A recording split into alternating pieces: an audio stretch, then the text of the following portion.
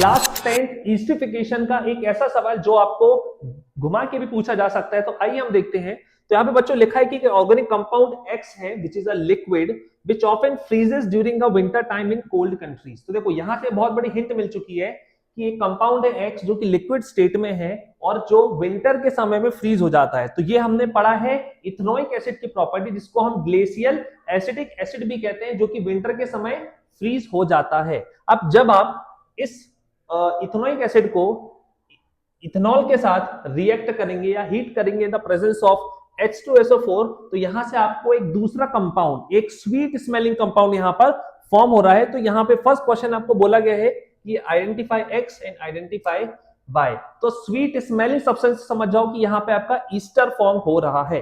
तो सबसे पहले आप यहां पे लिखेंगे भाई, ये जो एक्स हमारा जो कंपाउंड होगा, ये एक्स जो कंपाउंड होगा वो आपका इथेनोइक एसिड होगा बच्चों, इथेनोइक एसिड होगा।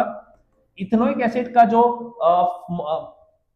हमारा मॉलिक्यूलर फॉर्मूला होता है ये होता है CH3COOH होता है। और यहां पे जो आपका Y कंपाउंड होगा जो कि एक स्वीट स्मेलिंग सब्सटेंस है, इसको हम बोलेंगे एस्टर।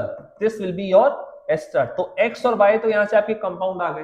अब आपसे क्वेश्चन एक ये ठीक केमिकल रिएक्शन पूछने भी बोल रहा है। तो अब इसका जो बैलेंस्ड केमिकल इक्वेशन होगा, इस बैलेंस केमिकल इक्वेशन को आप कैसे लिखेंगे? तो देखो रिएक्शन है ये आपको बहुत अच्छे से याद रखना है कि जो इथेनॉल होता है बच्चों CH3CH2OH, हम जब इसका रिएक्शन करवाते हैं इथेनोइक एसिड के साथ CH3COOH के साथ, जब हम इसका रिएक्शन करवाएंगे in the presence of some concentrated H2SO4 के प्रेजेंस में, तो यहां पे बच्चों जो एक रिएक्शन होगा उस रिएक्शन में आपको एक स्वीटी स्मेलिंग सब्सटेंस फॉर्म होगा जिसको हम कहते हैं ईस्टर।